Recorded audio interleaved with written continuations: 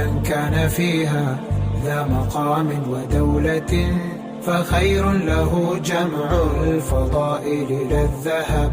تأملت والدنيا بها العجب والعجب، تروح بلا عذر وتأتي بلا سبب، فلا ظلها دان ولو طال أمنها، وسل عن هواها كل من ودها خطب، وسل عن هواها كل من ودها خطب.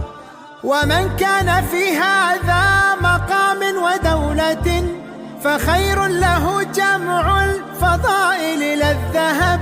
ومن كان فيها ذا مقام ودولة فخير له جمع الفضائل لا الذهب.